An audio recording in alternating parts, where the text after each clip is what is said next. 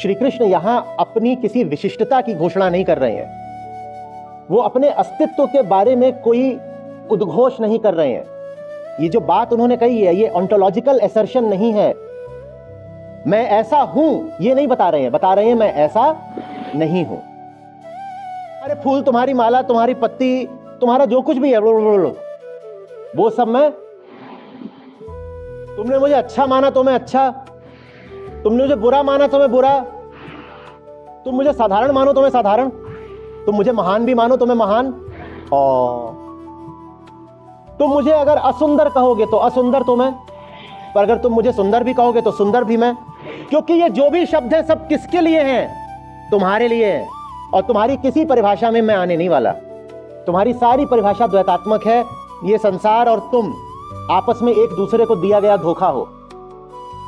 तुम्हारे किसी चक्कर में और किसी शब्द में मैं फंसने नहीं वाला। मैं तुम्हारी किसी कल्पना का विषय नहीं हो सकता। मुझको लेकर के तुम कोई भावना भी नहीं कर सकते, क्योंकि भावना को भी भौतिक विषय ही चाहिए होता है। तुम्हारी मुझको लेकर के जितनी भावनाएं हैं अर्जुन, वो भावनाएं भी व्यर्थ हैं। मैं तुम्हारी भावनाओं का विषय भी नहीं हो सकता। प्रकृति सुंदर है, बिना तुम्हारे झाड़ू पोछे के भी सुंदर है, बिना तुम्हारी मरम्मत के भी सुंदर है। माला प्रकृति की है, पूरा ब्रह्मांड सुंदर है, अहंकार ही उसको विकृत कर देता है। ब्रह्मांड में जो कुछ भी आपने बैठा दिया, चाहे आंख खोल के चाहे आंख बंद करके, वो आपके ही खोपड़े का उत्पाद है। और जो आपके खोपड़े का उत्पाद है वो आपके खोपड़े को दुख से मुक्त नहीं करेगा, क्योंकि खोपड़े में दुख इसीलिए क्योंकि खोपड़ा खराब है। इस खराब खोपड़े का उत्पाद भी कैसा होगा? खराब। तो खराब खोपड़े का खराब उत्पाद खराब खोपड़े को उसके दुख से मुक्त कैसे कर देगा? कि कर सकता है? इसीलिए इंसान को धर्म से बड़ी निराशा मिली है इन हजारों सालों में।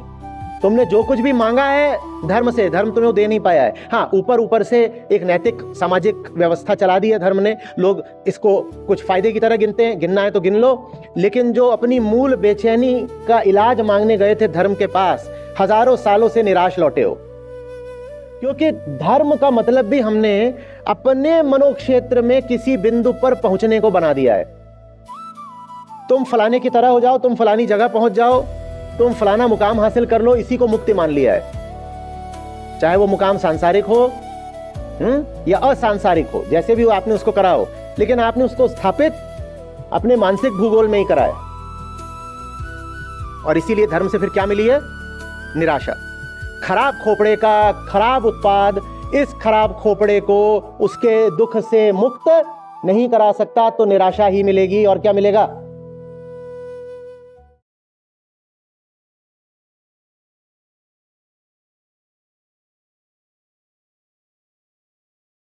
ये दुनिया है, इसमें जो कुछ है वो तुम्हें दिखाई देता है, देता है ना? तो जो कुछ तुम्हें दिखाई देता है वो मैं नहीं हूं। माला का जो उदाहरण है उसको समझते हैं। आपके सामने माला लाई गई, क्या क्या दिखाई दे रहा है? उसमें जो कुछ भी जड़ा हुआ है सब दिखाई दे रहा है। क्या क्या है? अरे बोलो, माला दिख रही नहीं दिख रही है? किसको नहीं दिख रही? इसको तो दिख रही है, तो खुश हो गया माला देख के। आपको माला नहीं दिख रही,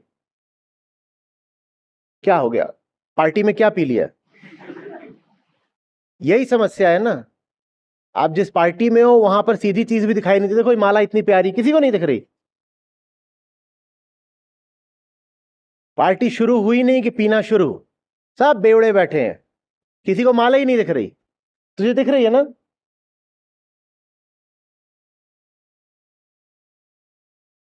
क्या क्या दिखाई दे रहा है? क्या दिख रहा है? फूल हैं और दिख भी रहे हैं, दिख रहे हैं ना? और चीजें उसमें जड़ी होती हैं। क्या पत्ती भी लगा देते हैं माला में, कुछ सोना चांदी भी उसमें डाल दिया, सब कुछ हो सकता है, वो सब दिख रहा है। घनी माला है और भारी।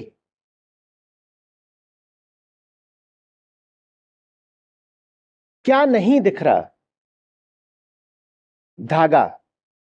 श्री कृष्ण कह रहे हैं, मुझे ऐसे जानो, मुझे ऐसे जानो कि जो कभी दिख ही नहीं सकता। ठीक वैसे जैसे माला में धागा कभी दिख ही नहीं सकता ना, तो मुझे कभी भी दृश्य मत बना लेना। अगर दृश्य है तो वो माला का फूल है, वो माला का धागा नहीं है। और मैं माला का फूल नहीं हूं अर्जुन, मैं माला का पर आपको तो कृष्ण दिख जाते हैं कि नहीं दिख जाते हैं? वो तो यहां साफ साफ कह रहे हैं, तुम्हें जो कुछ दिखाई दे रहा है वो मैं, बोलो यार, तुम्हें जो कुछ दिखाई दे रहा है वो मैं। फूल दिख जाएगा, पत्ती दिख जाएगा, सोना दिख जाएगा, चांदी दिख जाएगा, पत्थर तुमने जड़ रखे होंगे माला में, और कुछ भी माला में लगा रखा होगा, सब दिख जाएगा। क्या नहीं दिखेगा? ये इतना बड़ा जगत है, इसमें तुम्हें जो कुछ भी दिख सकता है वो मैं। तो ये जो बातें होती है ना कि दर्शन कर लिए, दिखाई दे गए, सपने में दिखाई दे गए, पहाड़ के ऊपर दिखाई दे गए, जंगल में दिखाई दे गए, श्री कृष्ण खुद उन बातों का साफ खंडन कर चुके हैं। अगर तुम्हें तो कुछ दिखाई दे गया तो वो तुम्हारा अपना ही कोई सपना है, वो तुम्हारा अपना ही कोई विचार है, विकार है, वो मैं नहीं हूं। अहंकार जिसको भी अपना विषय बना सकता है वो मैं। जितने भी विषय हो सकते हैं अहंकार के, कहां मौजूद है? वो बड़ी भारी माला है, ब्रह्मांड जितनी बड़ी माला है, उसमें स्थूल सूक्ष्म सारे विषय मौजूद हैं। वही नहीं जिनको देखा जा सकता है, जिनको सोचा भी जा सकता है। लंबे घोड़े दौड़ा करके जिनकी कल्पना भी की जा सकती है, वो सारे ही विषय क्या हैं? फूल है कि धागा है? फूल है, वो माला के फूल हैं। तुम जिसे छू सकते हो अर्जुन वो मैं, तुम जिसे देख सकते हो अर्जुन वो मैं, तुम जिसकी कहानी बना सकते हो अर्जुन वो मैं, तुम जिसकी कल्पना भी कर सकते हो अर्जुन वो मैं, तुम जो सुंदर से सुंदर छवि भी बना लोगे अर्जुन वो मैं। क्योंकि धागा कभी दिखाई नहीं देता, धागा कभी दिखाई नहीं देता। बात समझ में आ रही है?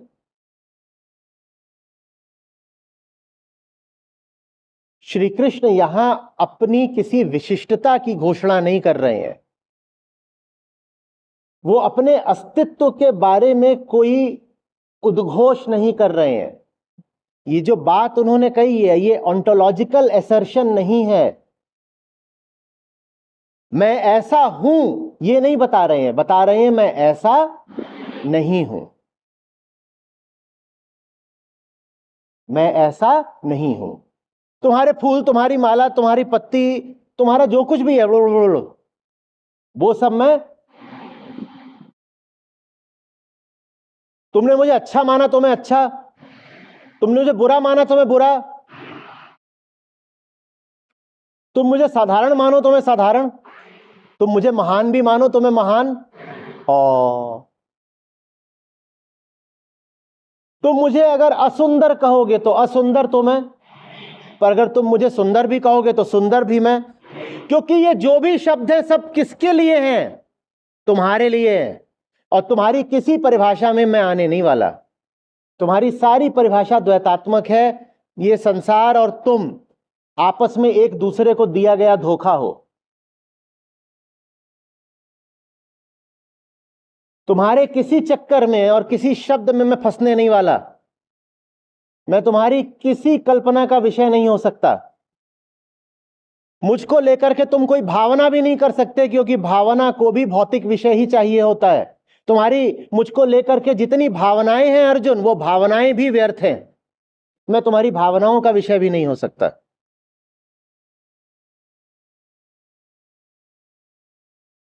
सुंदर माला है, प्रकृति की माला है, ब्रह्मांड है। अहंकार गंदा कर दे उसको अलग बात है, पर पृथ्वी को छोड़ दो, बाकी जगह निकल जाओ तो माला तो बड़ी सुंदर है। कोई वहां झाड़ू पोछा करने नहीं जाता, फिर भी कितनी सफाई है। चांद की मेंटेनेंस किसने करी? चांद को जाकर के ऐसे ऐसे पोता, साफ ऑफ किया, कुछ किया है? कुछ नहीं किया।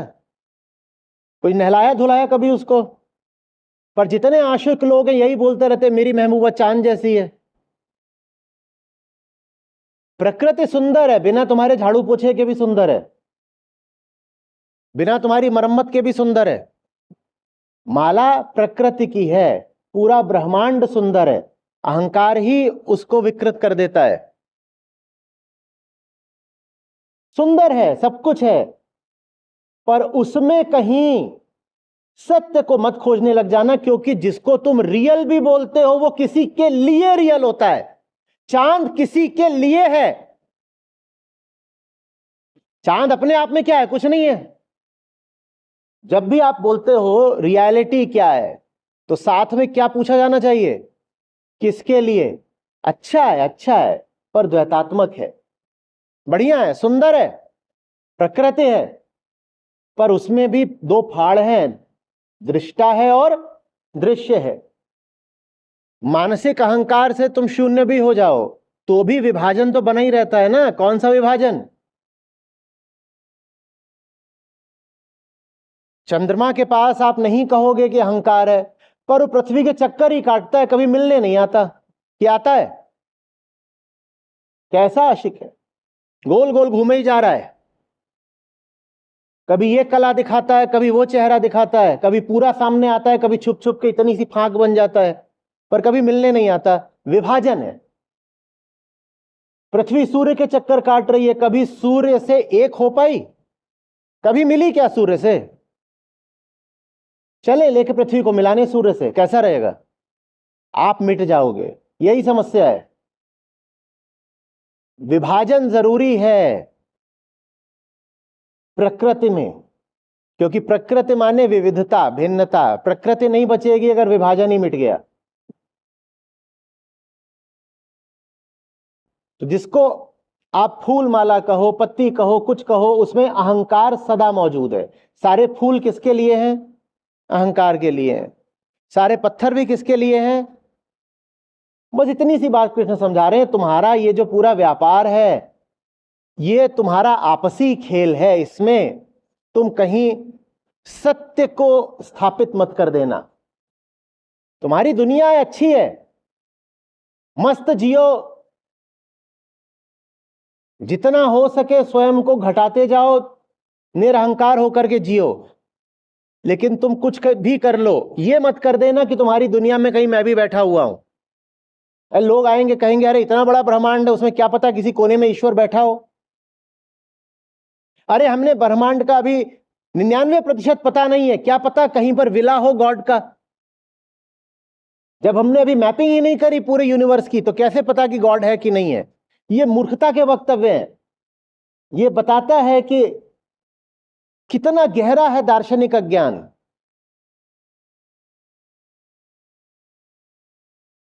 बात आ रही है समझ में? सत्य ब्रह्मांड में कहीं छुप कर नहीं बैठा है। कारण सीधा है, सारा ब्रह्मांड तुम्हारे लिए है और सत्य तुम्हारे तल का नहीं है। तर्क समझ में आ रहा है? सारा ब्रह्मांड किसके लिए है? तुम्हारे लिए है, और सत्य तुम्हारे तल का नहीं है, इसीलिए वो ब्रह्मांड में कहीं नहीं छुप कर बैठा है। सत्य हमारे तल का क्यों नहीं है? अब इसका कारण बताओ। इसका कारण यह है कि हमारे तल पर तो दुख ही है और बंधन ही है। और अगर सत्य भी हमारे ही तल का है तो सत्य के होते हुए भी हमें दुख और बंधन रह जाएंगे, तो फिर सत्य काहे का? सत्य तो वो तो मुक्ति देना। कुछ समझ में आ रही है बात? ये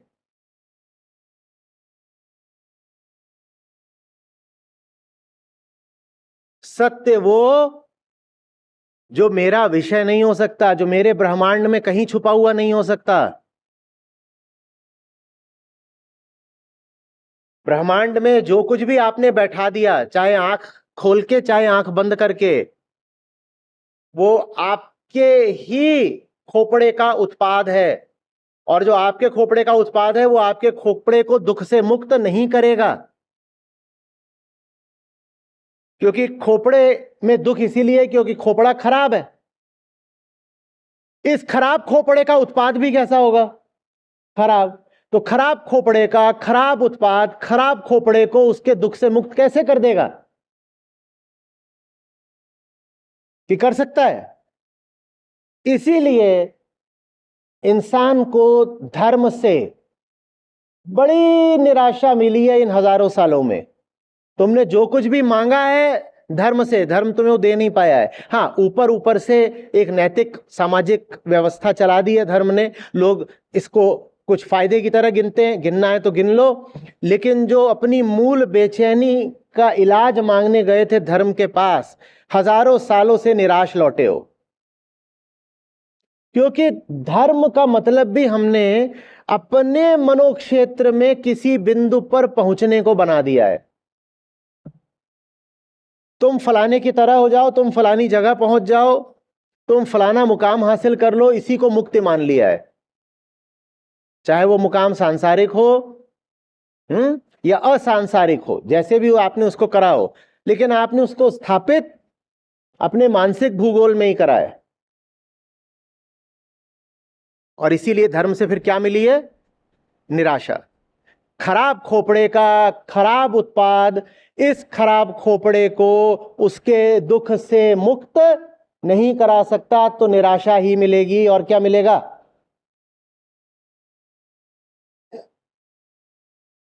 जैसे एक पागल आदमी अपने लिए दवाई तैयार करे।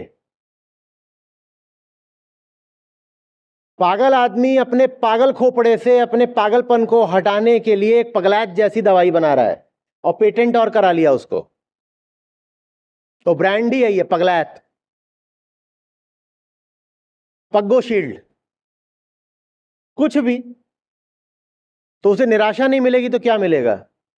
पर पागल भी ईमानदार होते हैं, वो खुलेआम निराशा व्यक्त कर देगा। हम पाखंडी हैं, पागल से ज्यादा हम पाखंडी हैं।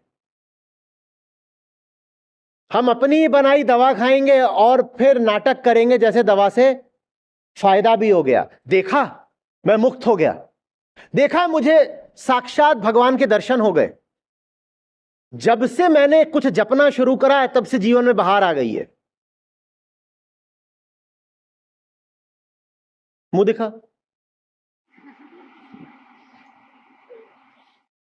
अब भग बहार, इसको बहार कहते हैं, तो बंजर किसको कहते हैं?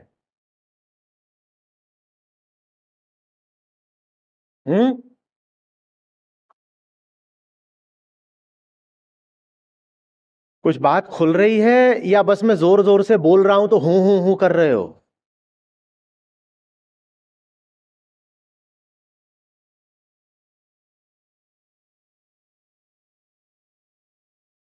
श्री कृष्ण कह रहे हैं, अब आप बताएंगे, मुझसे परे कुछ भी नहीं है।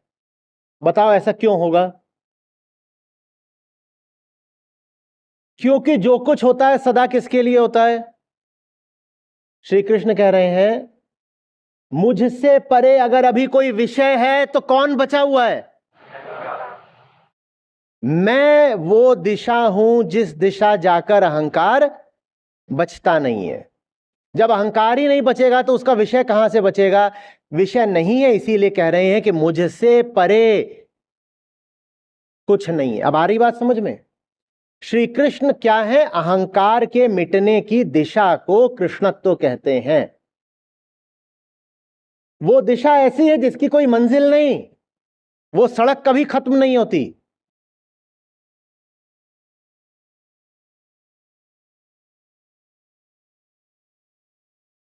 और जब अहंकार मिटता जाता है तो उसके विषय बचेंगे क्या?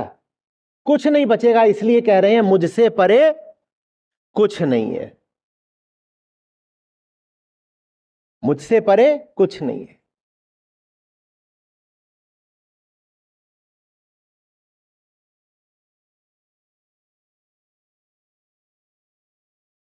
कुछ आ रही है बात समझ में? मुझसे परे कुछ नहीं, और मैं इस पूरी माला में तुम्हें कहीं दिखाई दे सकता नहीं। तुमने धृष्टता करके, चालाकी करके अगर मुझे देख लिया तो तुमने कुछ कचरे जैसा ही देखा है और उसको नाम मेरा दे रहे हो। क्यों मेरा अपमान करते हो? क्योंकि मैं तो वो हूं जो दिखाई दे सकता नहीं। तो तुम किसको देखाए भाई? श्री कृष्ण की तो परिभाषा ही यही है कि जो दिखाई नहीं दे, दिखाई दो, जिनके बारे में कल्पना भी नहीं की जा सकती वो है। तो ये तुम देख किसको आए फिर? ये किसको देखा है?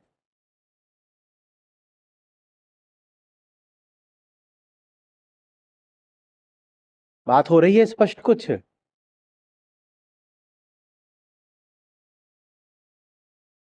जो आपको फ्रेमवर्क दिया है उसका इस्तेमाल करा करिए।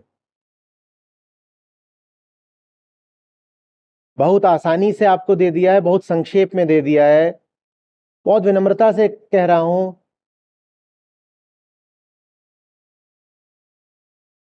वेदांत मात्र नहीं, दुनिया भर के दर्शन का सार है वो।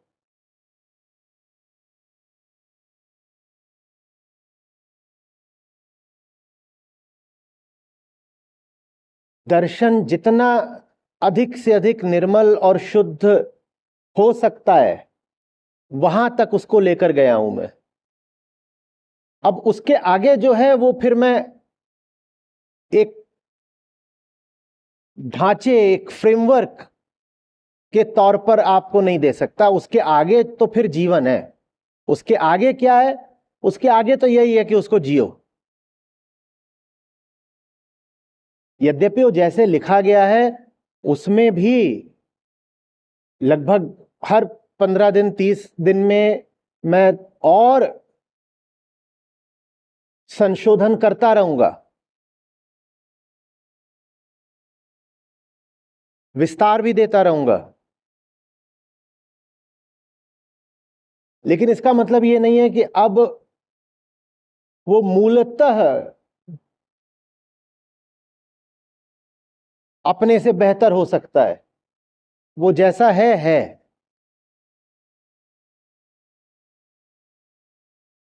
उसका परिशोधन हो जाएगा।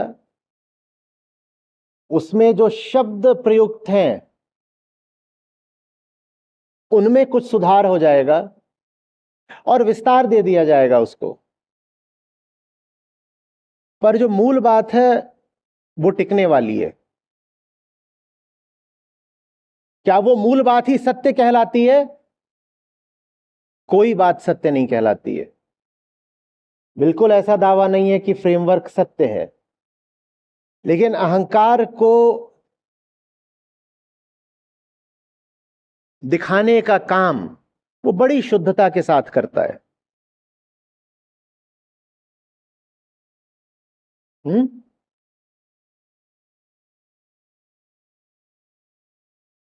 अब इसी को थोड़ा प्रेम की भाषा में समझे, एक दूसरी दिशा से आऊं। श्री कृष्ण कह रहे हैं कि मेरी तरफ तुम बढ़ रहे हो और अभी तुम्हें मुझसे अलग कुछ दिखाई दे रहा है, तो भग झूठे। श्री कृष्ण माने मुक्ति की दिशा। जो मुक्ति की दिशा बढ़ रहा है उसे मुक्ति के साथ साथ कुछ और भी दिखाई दे रहा है, भुक्ति, युक्ति, चुक्ति, कुछ भी, तो उसे मुक्ति तो मिलने से रही। अब समझो, हे धनंजय, मुझसे परे अन्य कुछ भी नहीं है। जो मेरी दिशा आ रहा हो उससे पूछो और क्या दिख रहा है, तो उसे कहना चाहिए। यही बात प्रेम की है।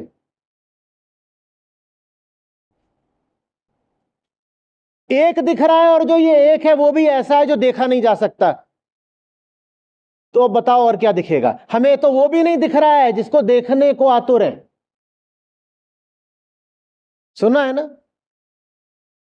प्रेमियों ने कैसा गाया है कि आंखें तरस गईं, इतना रोई हैं कि सूख के पत्थर हो गईं। जिसको देखना चाहते हैं, अरे हमें तो वो भी नहीं दिख रहा, तो और कुछ क्या दिखेगा? हमें कुछ नहीं दिखाई देता।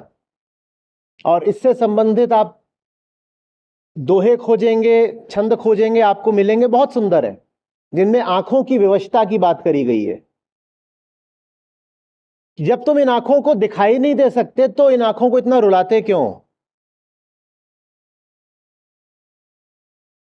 भाव है वहां पर, झूठ नहीं है। भाव तो है, झूठ नहीं है। बिल्कुल भी नहीं कह रहे हैं कि आओ और हमारी आंखों में समा जाओ। बिल्कुल नहीं कह रहे हैं कि तुम ऐसे हो जिसको अपने सामने बैठा लेंगे और फिर दही मक्खन खिला देंगे।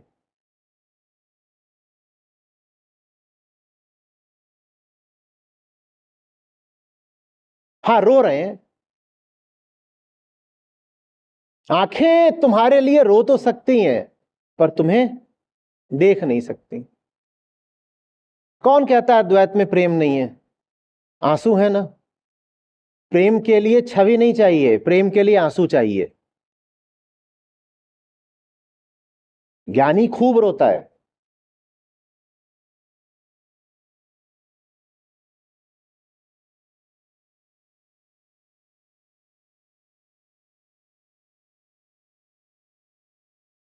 कुछ हो रही है बात स्पष्ट? जितने विषय हैं तुम्हारे वो मुझसे नीचे नीचे हैं, क्योंकि विषय तभी होता है जब विषयता होता है। मेरी ओर आने का मतलब ही यही है कि विषयता क्षीण हुआ, कम हुआ। तो जब मेरी ओर बढ़ोगे तो कुछ बचेगा कैसे? इसीलिए मुझसे परे कुछ भी नहीं है।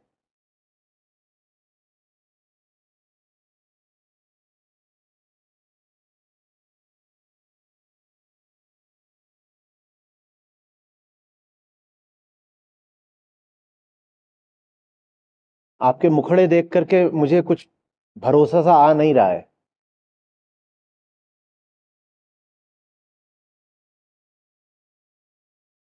अरे कुछ जम रहा है या सब उड़नछू है? और गीता यात्रा अब यौवन में प्रवेश कर चुकी है। 7वां अध्याय है भाई, 18 ही है कुल। दूसरे चौथे अध्याय में थे तो चलो बच्चे की तरह आपसे बात हो जाती थी। किसी की 18 बरस की जिंदगी हो और अब 7वां बरस लग गया हो तो वो अच्छा खासा अब जवान है।